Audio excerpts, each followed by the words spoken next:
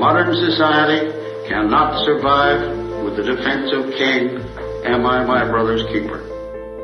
This is a dialogue about inequality, the issue of our time. A three-part series of dialogues facilitated by Dr. Jonna Montgomery, Professor of International Political Economy at King's College, London. Our previous two dialogues have led us into a deep discussion relative to income, debt, and asset drivers of inequality, housing, and intergenerational inequality. We are coming to realize that what begins as an economic problem spills out into politics and society. When we see poisonous, racist, bigoted discourse in our public arena, if it's coming from politicians, if it's coming from media outlets, wherever it's coming from, it has a profound impact on everyday people. He's using populist rhetoric to cover up a hard right agenda. He wants to end Medicare as we know it, wants to cut research into health care, cut public education, go against protections of labor. We are so polarized that we will polarize around absolutely anything. People only want to watch what they already agree with. Have you stoked the fire of racism, Prime Minister?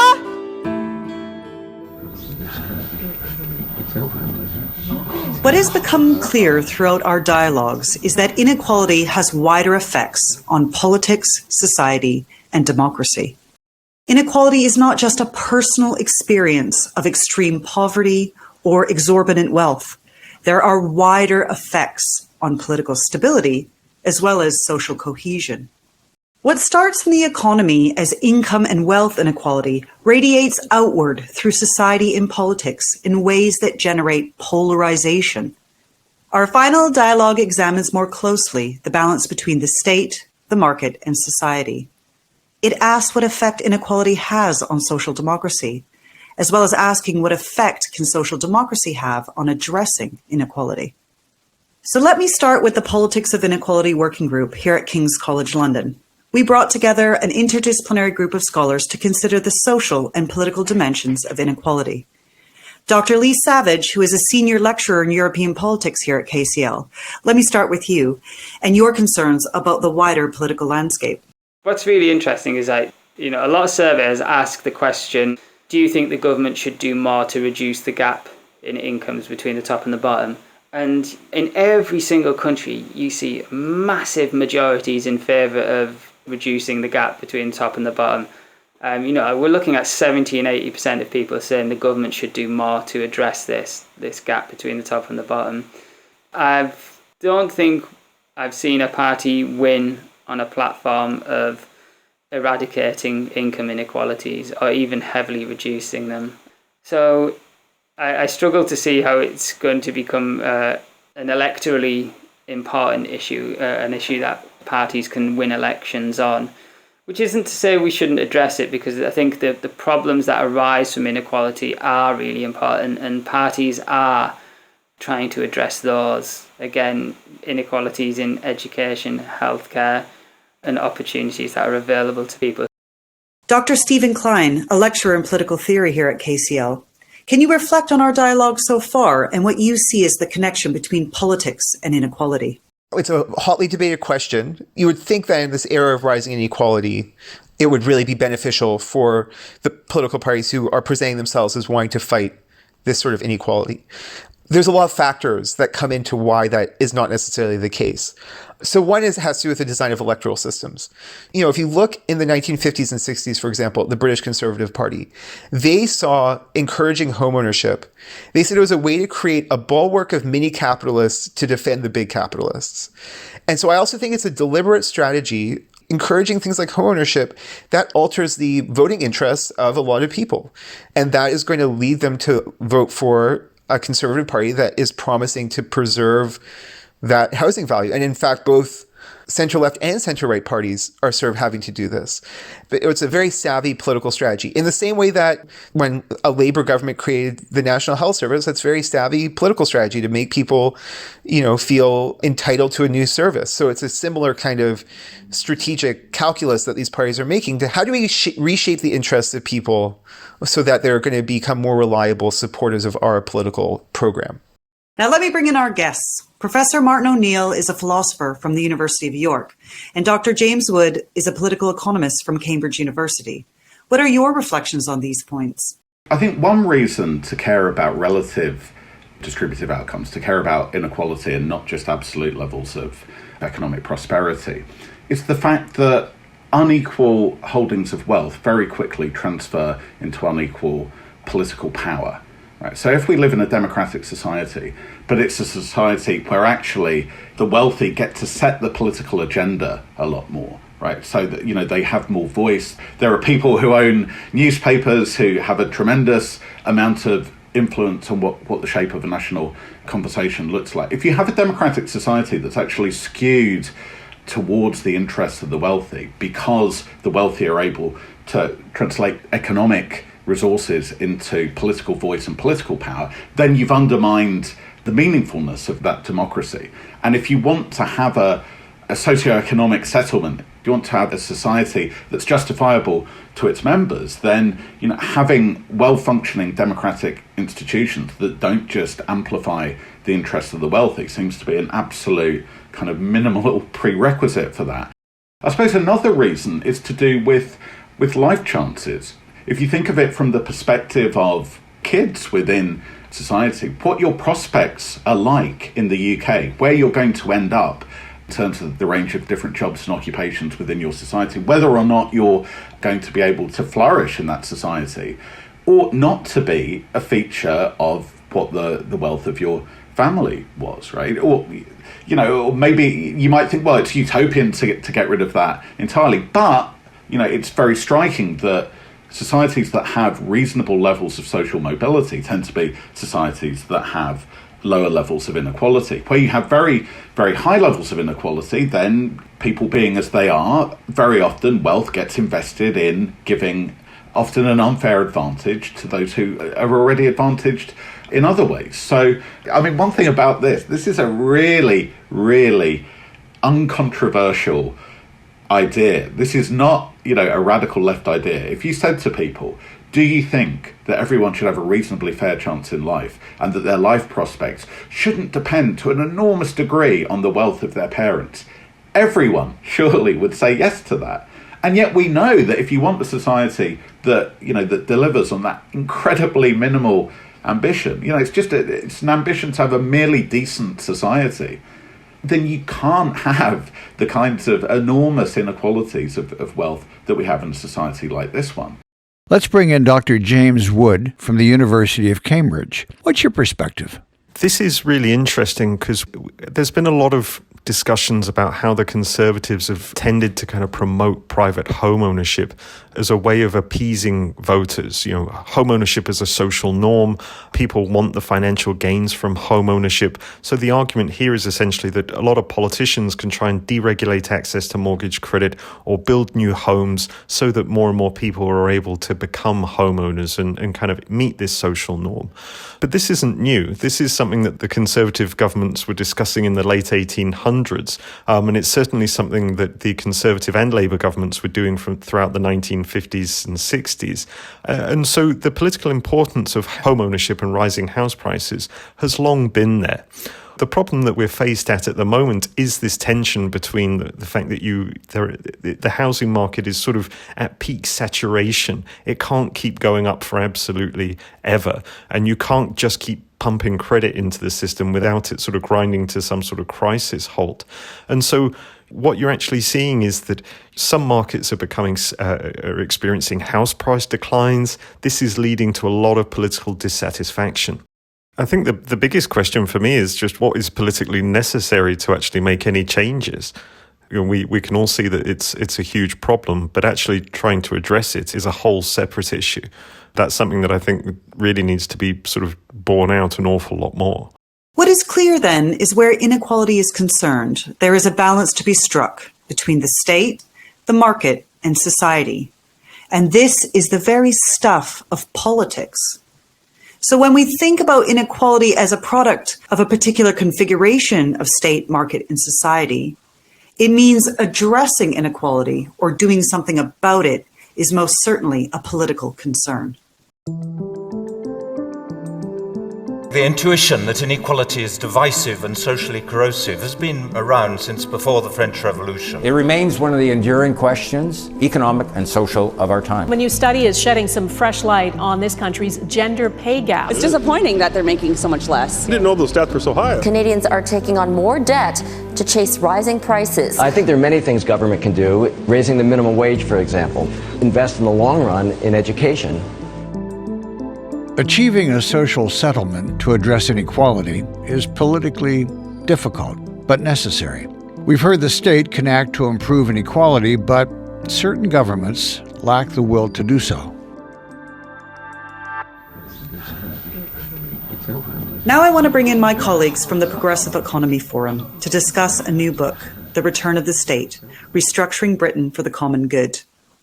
This collection of essays by leading progressive economists in the UK speaks to the urgency of the crisis, because current levels of inequality and poverty have not been seen like this in Britain since the 1930s. At that time, it was eminent British economist John Maynard Keynes who argued that a failure to provide full employment pushes people towards totalitarianism. Taking inspiration from Keynes, the book The Return of the State presents economic policies to avoid crisis and promote stability. This book challenges the current Conservative government's levelling up agenda, which seeks to target the regions and social groups deemed worse off by widening inequality, with state intervention to even out the playing field. The aim is to provide equality of opportunity.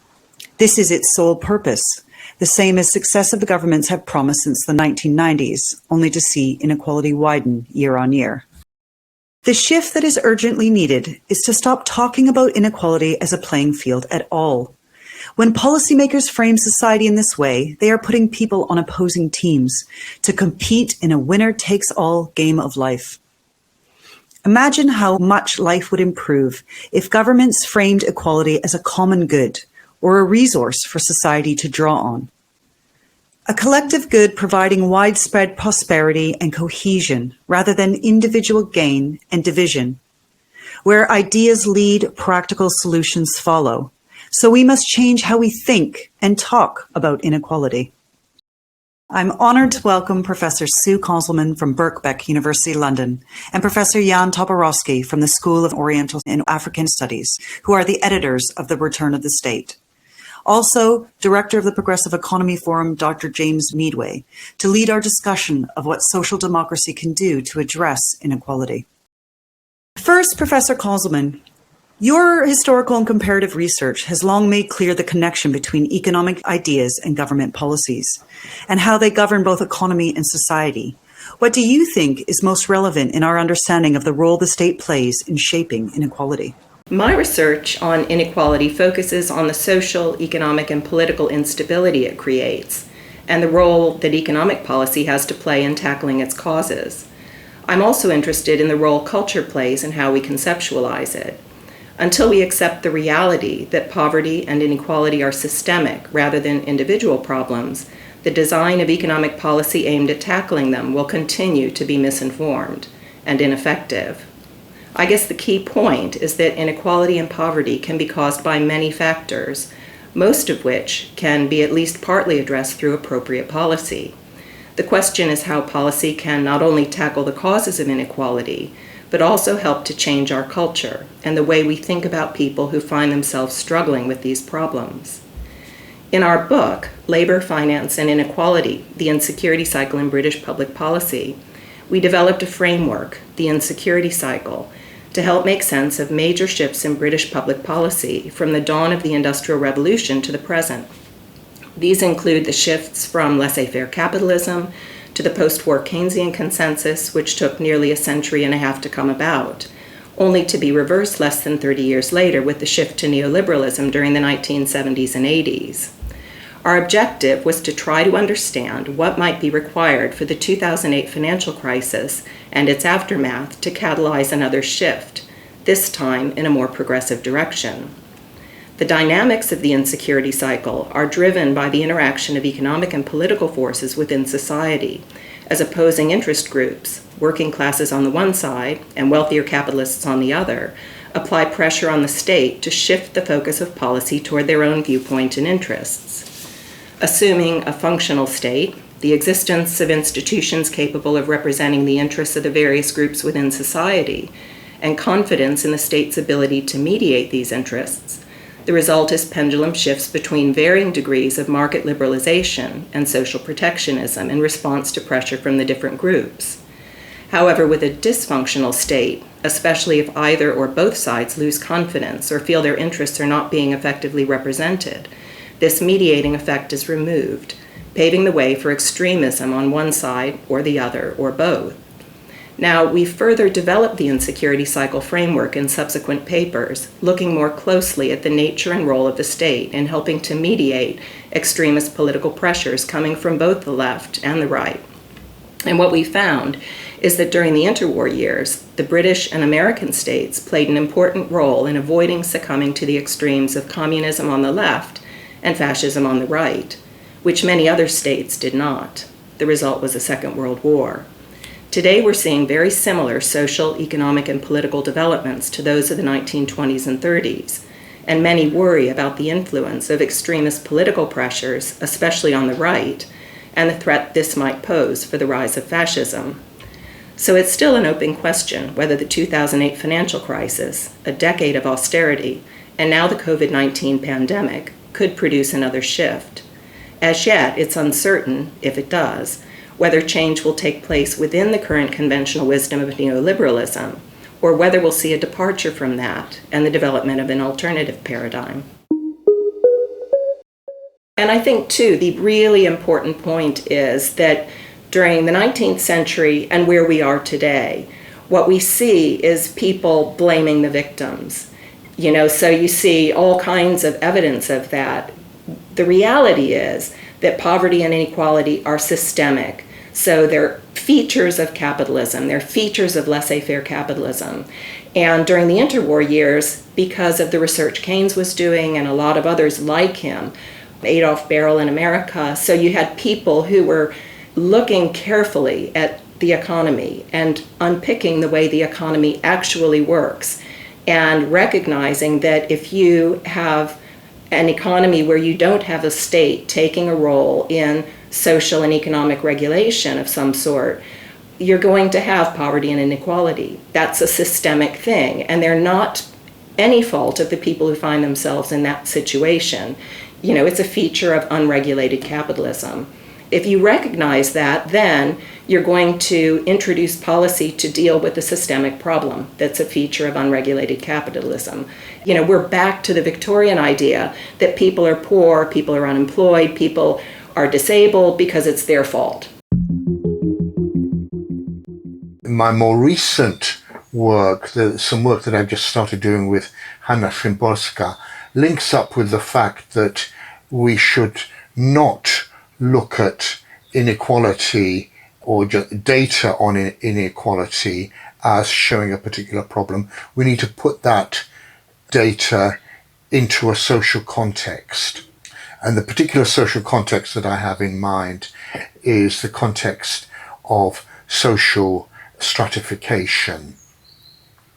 What Polish sociologist Ludwik Krivicki called many years ago industrial feudalism, by which he meant an industrial capitalist society, but one in which stratification takes place in such a way that precludes mobility between social strata. So, one of the claims of free market economics is that if markets are free, then everyone has the same opportunities and you can rise through society on the basis of your merit and your abilities, your willingness to work hard. What Krivicki argued was that in a society which is economically stagnating, you may get a situation arising where it's not possible for people to move between classes. So if you're born into the working class, you cannot get into the middle class. If you're middle class, it's more difficult to get into a class of super rich. Now, inequality of income and inequality of wealth plays a crucial part in this suppression of social mobility, because when income inequality gets greater, when wealth inequality gets greater, it becomes much, much more difficult for any individual, however talented, to acquire the wealth and to move up into the next social stratum above them. Professor Toporowski, Jan, let me ask you specifically. The return of the state concludes with your reflection that for the UK to achieve recovery, there must be more than just token public works. There needs to be a comprehensive investment in the betterment of society. Considering these dialogues so far, in particular how inequality relates to the asset economy and social stratification, what do you see as important when thinking about the role of the state? I think the change starts by looking at the problem of inequality in a much broader social context, looking at the types of stratification that we have in society, looking at the lifestyles and the financial practices that go with those, with that stratification, and then seeing where this creates obstacles to social mobility.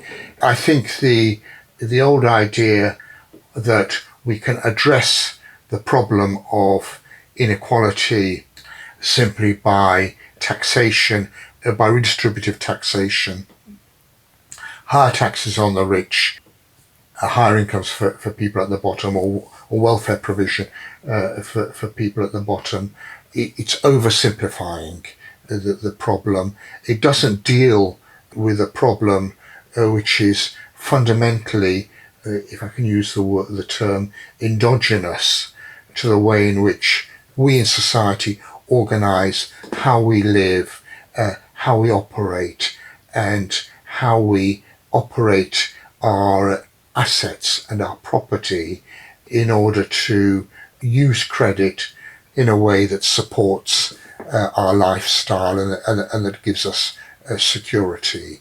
So we actually need to look at this in a much broader way than just in a redistributive way.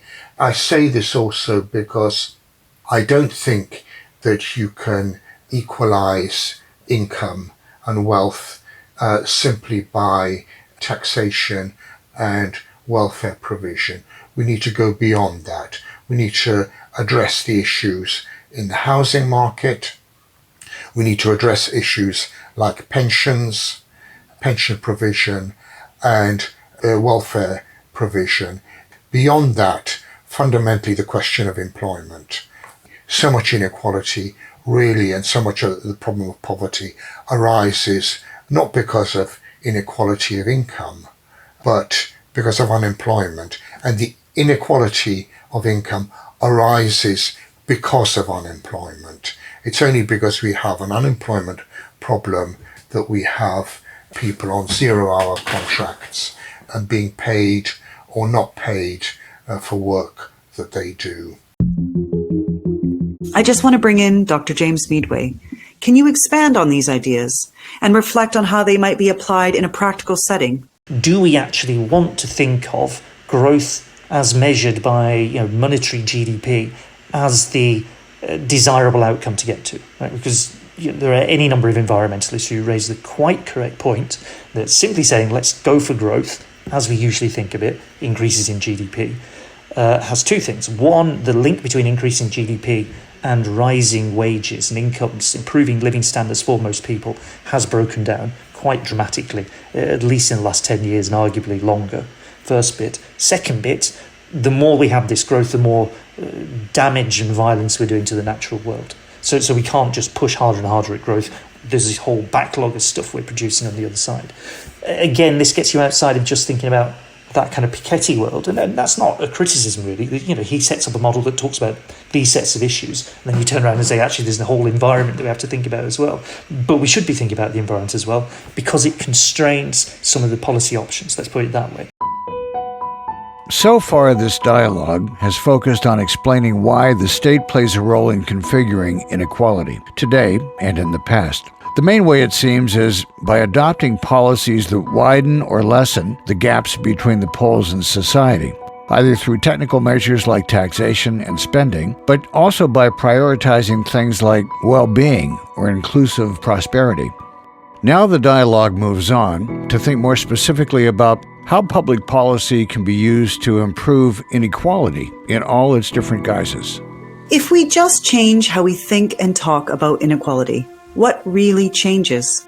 We can understand inequality in all its guises. We can measure it in all kinds of different ways. We can agree it's an urgent economic and social policy. But nothing changes if this knowledge is not put to good use.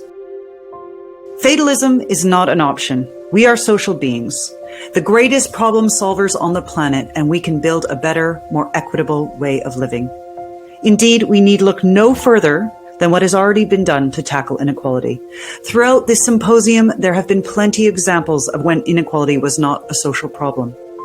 And this suggests that changes in economic ideas and government policies can lead to improvement or worsening of inequality.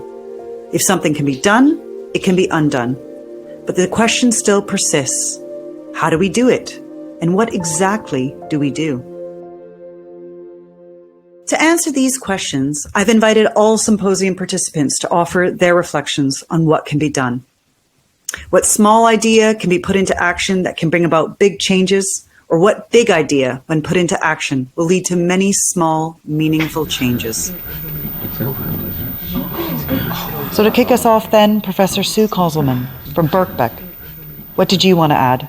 Well, in our new book, The Return of the State, many of the contributors see inequality as one of the greatest challenges of the 21st century, and they suggest progressive policy solutions to tackle it. One proposal is to move away from the current obsession with economic growth as measured by GDP and focus on human and ecological well-being. Now, this idea has a very long history, dating back to the 1960s, when the American Senator Robert Kennedy made the point that gross national product, rather than measuring the things that contribute to our well-being and happiness, measures everything except what makes life worthwhile. And you may also be surprised to know that this idea has already been successfully implemented in nations, states, and cities around the world, including the United Kingdom. The governments of Scotland, New Zealand, Iceland, and Wales, for example, have committed to building well-being economies through innovative policies supporting the United Nations Sustainable Development Goals. Costa Rica runs completely on renewable energy much of the time, while actively reforesting and punching well above its weight on the Social Progress Index. Slovenia has a societal vision for 2050 that focuses on learning for life, an innovative society, trust, quality of life, and an identity that's both inclusive and outward-looking. And Bhutan is working toward gross national happiness. So it isn't really such a far-fetched idea. Another proposed solution is to tackle wealth and income inequalities by targeting both the upper and lower ends of the distribution of income and wealth. This could be done through financial transactions taxes, wealth taxes, and progressive income taxes at the upper end, and a universal basic income and proper living wage at the lower end. Stuart Lansley argues that a universal income floor would reduce inequality and strengthen universalism. And he estimates that it would also cut child poverty by over a third and working age poverty by over a fifth. He also argues for a citizens' wealth fund. Such a fund has already proven successful in reducing wealth and income inequality in Norway, and it could serve as a useful model for the UK. Another proposal is debt relief for households struggling with repayments as a result of the COVID-19 pandemic. Jana, in fact, argues that reducing the debt overhang would help reduce inequality and support both economic recovery and stability, stopping another round of boom, bust, bailout, and austerity. Thanks for the mention, Sue. I'm honored. My small idea that would make a big difference is household debt relief. Debt relief is not simple, as there are many types of debt attached to all kinds of things, both real and fictional. Debt cancellation is complicated, but definitely possible. If we think of all the ways that debts are currently cancelled by governments, the main principle is always the same. Debts that can't be paid won't be. So discharge the debt and start afresh. It's this fresh start principle that was a key reason debtors' prisons were abolished in the 19th century and needs to be considered anew. In a nutshell, my book, Should We Abolish Household Debt?, outlines how to reverse engineer government market bailouts, but for ordinary people. It means giving them access to the same historically low interest rates and debt cancellation measures used to support corporations to get them out of financial difficulty during times of crisis. A small change, like letting households refinance their debts, like corporations already do, would make a big difference to redressing inequality. This will allow people to pay less interest on their home or car loan, their student loan or credit card, or any other type of debt that people already have. It gives those people access to their own money to spend, save, or invest elsewhere. Giving everyone access to the same rate of interest on credit is equalizing. It reverses the poorer pay more effect, as well as the perils of compounding interest. Refinancing is a simple, tried and tested government's grant debt relief. Of course, my colleague, Dr. Joe Spooner from the LSE, has written a leading book on personal bankruptcy as a form of debt relief. He can outline it best. Joe. And this is where I'm optimistic. There will be potential to address these forms of inequality. If we can bring about policy changes which can change the rules of the game, change the shape of the marketplace, we can potentially see more progressive outcomes being generated. The factors that lead to those inequalities in the marketplace are ultimately influenced by the legal sphere and the legal framework. So if we have very laissez-faire rules of contract law which allow big business to dictate terms to low-income households, that's going to produce a certain set of outcomes. If we have rigorous financial regulation rules which are actually going to produce fairer pricing practices with less discrimination, all that sort of thing, well then we might have a different set of outcomes. If we have creditor favouring bankruptcy laws which allow low-income households to be squeezed when they run into debt default, that's going to produce more inequality, whereas if we have progressive bankruptcy laws which actually offer the promise of debt relief for households who cannot pay their debts, that can be a progressive position and the law could really do something about addressing this kind of inequality in that way. Now I want to bring in Dr. Luna Glucksberg, whose research at the LSE's International Inequalities Institute looked at the Preston model, in which a local government sought to tackle inequality. Luna, tell us more. The Preston model of community wealth building, which I think it's a fairer way of describing it, came to be not very long ago. We are in 2012. I think we can probably trace its roots in the UK from Manchester, really, about 10, 15 years, 20 at the very most. Its roots are in the US, and various movements that happened there around Detroit and Cleveland. And the idea is to try and relocalize resources and try to focus on institutions that are then called anchors in the model. The reason they're called anchors is that they do not move. So they cannot be companies that up and go to somewhere else in the world because labor is cheaper. So there will be things like hospitals, schools, universities, the police. And the thinking behind that is that you map what kind of resources these anchors institutions spend. So you do a spending analysis of what they're spending. And then you try and convince the anchor institutions to spend their budgets locally. So their procurement is done locally. And instead of using multinationals that will then siphon money out of the local economy, you try and make sure that it's people in the local economy who get the business. Through that system, what they have also done in Preston, because the Preston variant of this model is heavily invested in by the local state, the local council, and so they have been able to do things such as raising a lot of workers to living wage levels, so their income has gone up, and this has made apparently a very big difference for women who are often, because they tend to be in part-time positions, so these women have been overwhelmingly beneficiaries of this model.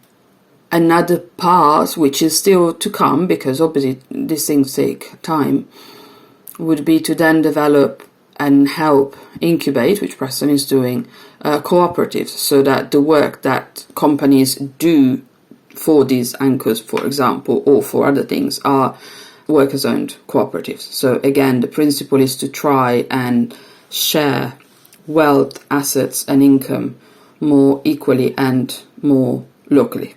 Thank you, Luna.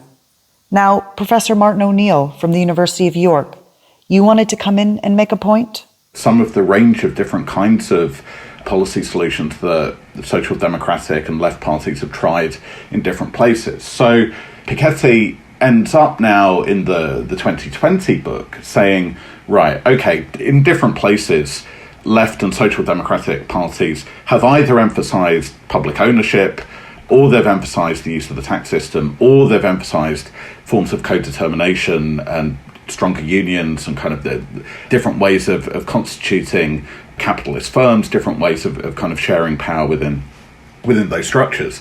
And Piketty's view seems to be that what we need now, given the kind of acceleration of inequality, is we need a kind of maximalist social democratic program that does all of those. That what you have to do is kind of unite those different sorts of strands together. Wow, a real varied smorgasbord of ideas, proposals, and agendas to pick from. For anyone serious about tackling inequality, whether a citizen, a member of a civil society group, or policymakers at any and all levels, they can pick from this list as a place to start. There are so many avenues opened by human ingenuity because it is not a scarce resource. Clearly, there is a lack of political will to comprehensively tackle inequality, especially in English-speaking or the Anglosphere countries. Also, there is no clear electoral mandate to force governments to act. But the future is still bright because the potential for transformation exists. The pent-up tensions caused by inequality also create the conditions for change. Today's energies and ideas only need a means to be channeled to focus that energy into a force for change. Inequality is the crisis of our time. The growing gap between a few at the top and other strata of society damages all of us. No longer able to deny the social crisis facing the advanced industrialized world, many are calling for governments to fix it, and yet it keeps getting worse. The proposals put forward here are just that, ways of fixing inequality. There's not just one way, but many. Participants in this dialogue draw on their research or insider experience with successful social movements. They show the battle plan against inequality and route a map for us to overcome complacency or fatalism in order to build our collective power and create a new future.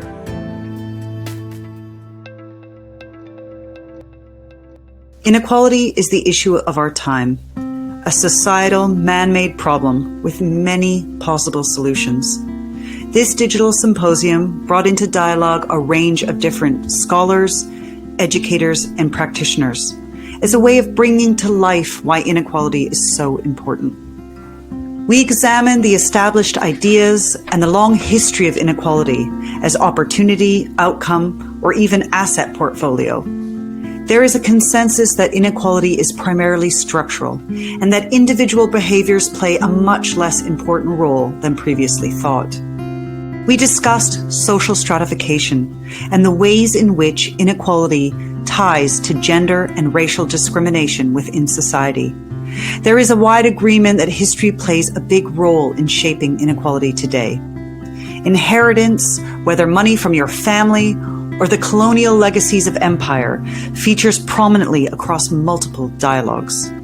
We delved deeply into the asset economy to explain what is generating runaway wealth at the top, but also we discussed how this benefited the mass middle-class homeowner strata, either through capital gains or rental income. Many agreed what makes the middle-class segment so fragile is rising debt levels, stagnating incomes, growing inflation, and means-tested welfare. Each of these serve to squeeze the middle class.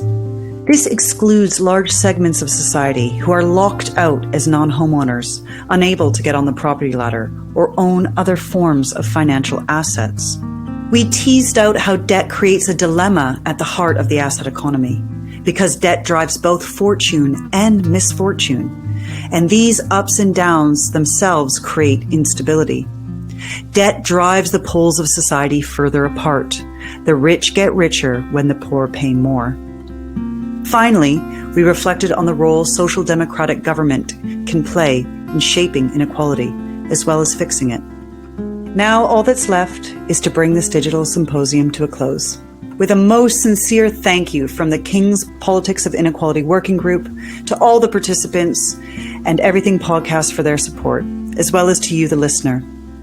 My hope is that these dialogues feed into many more discussions, and that these discussions lead to plans for action. That more people lend their voice and their deeds to redress inequality, so that it is no longer the issue of our time.